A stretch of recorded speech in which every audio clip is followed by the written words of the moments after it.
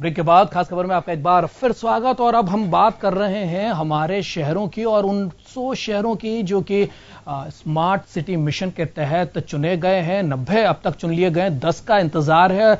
10 शहरों के भी नाम जल्द ही लिस्ट जो है उसकी वो केंद्र सरकार जारी कर देगी।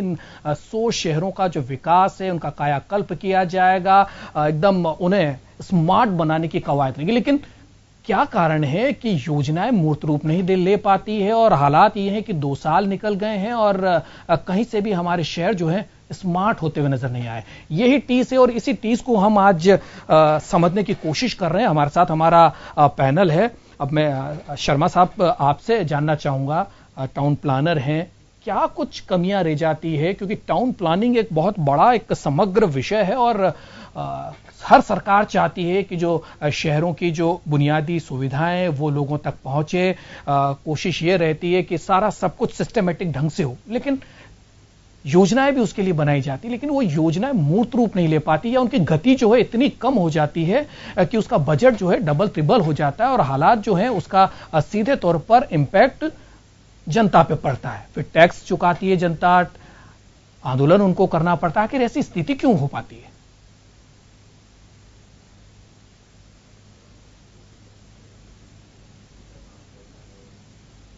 शर्मा जी, हमारी आवाज आप तक पहुंच पा रही है? आपसे पूछिए।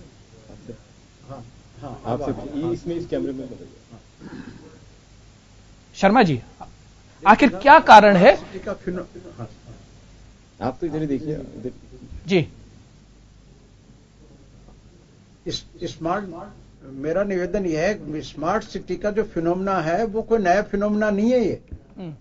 ये आजादी के बाद से ही जो जो सरकारें सत्ता में रही हैं उन सब ने शहरी विकास का नियोजन प्रयास किया है और इसमें मोदी सरकार ने इसको एक नया आयाम दिया है। और स्मार्ट सिटी का जो मूलभूत वो है वो ये है, जिन शहरों को स्मार्ट सिटी घोषित किया है उनमें वहां के नागरिकों को, वहां के बासिंदों को मूलभूत सुविधाएं उपलब्ध हों जो अंतर्राष्ट्रीय मानकों के आधार पर एक शहरी जनजीवन को आवश्यक है। अब मूलभूत अंतर्राष्ट्रीय मानक क्या है? उसमें यह है स्वच्छ हवा हो, पानी की उपलब्धता हो, आवास हो और स्मार्ट ट्रांसपोर्टेशन हो, शिक्षा की अच्छी व्यवस्था हो। इन सब मानकों को मिला करके एक स्मार्ट सिटी का एक फिनोमेना तैयार किया है और इसी के लिए बजट अलॉटमेंट किया।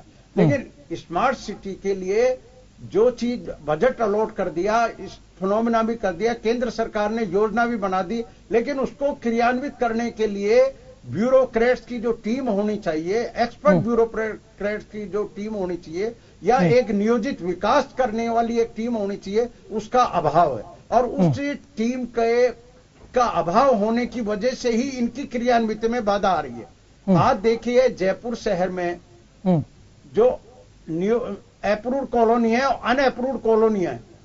अप्रूव्ड कॉलोनी में भी मूलभूत सुविधाओं का अभाव है और अनअप्रूव्ड कॉलोनियों में तो मूलभूत सुविधाओं का अभाव है ही है। अब सरकार के नेता, जो हमारे नेता हैं या हमारे ब्यूरोक्रेट्स हैं, इन चीजों को ध्यान दे करके अगर स्मार्ट सिटी का फिनोमेना लागू करेंगे तो इसके बेहतर परिणाम आएंगे। अगर हम इसको परकोटे तक ही सीमित रखें या पर्यटन तक सीमित रखें तो ये स्मार्ट सिटी का एक अंग होगा। लेकिन अगर आम जनता जिसकी मूलभूत आवश्यकताएं हैं उनको ध्यान में रखते हुए अगर इस फिनोमेना को लागू किया जाए तो निश्चित रूप से इसके बेहतर परिणाम होंगे। और बजट जो केंद्र सरकार ने अलॉट किया, बहुत अच्छा बजट अलॉट किया है। अगर इसको ढंग से इंप्लीमेंट किया जाए और इंप्लीमेंट करने वालों की टीम राजनेताओं को साथ लेकर के और जन भावनाओं को ध्यान में रखते हुए अगर इसका इंप्लीमेंटेशन किया जाए तो मैं बता रहा हूं चुनाव आने से पहले पहले इसका एक अच्छा रंग, इसके अच्छे परिणाम नजर आएंगे। मेरा निवेदन यह, जो कुछ इन्होंने फिनोमेना तैयार किया है, जो कुछ योजनाएं तैयार की हैं, उनमें आम आदमी की आवश्यकताओं को कम परिलक्षित किया है, बल्कि जो योजना के जो मूलभूत वो है वो सिटी वाइज अलग अलग इनकी आवश्यकताएं हैं और उन आवश्यकताओं को वहां के राजनेताओं को ध्यान में को साथ लेकर के और ब्यूरोक्रेट्स को स्कीम बनानी चाहिए। अजमेर का एक अलग परिदृश्य है, कोटा का अलग परिदृश्य है, जयपुर का अलग परिदृश्य है, सबकी अपनी अपनी रिक्वायरमेंट अलग है। तो इन रिक्वायरमेंट को ध्यान में रखते हुए अगर इसको इंप्लीमेंट करेंगे तो बहुत अच्छे परिणाम आएंगे। बिल्कुल मनीष जी, दो बातें शर्मा साहब ने बहुत इंपॉर्टेंट कही है। एक तो जो ब्यूरोक्रेट्स इन सारी चीजों को लेके काम कर रहे हैं, उनके पास इनका अनुभव नहीं है।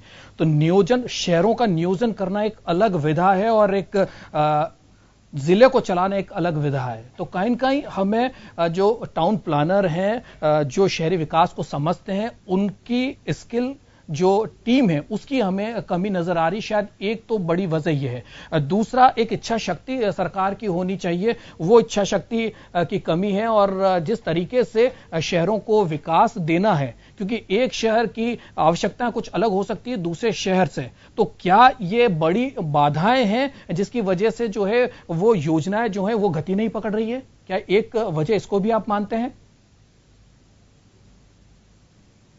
जी दुर्गेश जी, बात तो सही है कि जो मैकेनिज्म है वो तो एक जैसा होना चाहिए।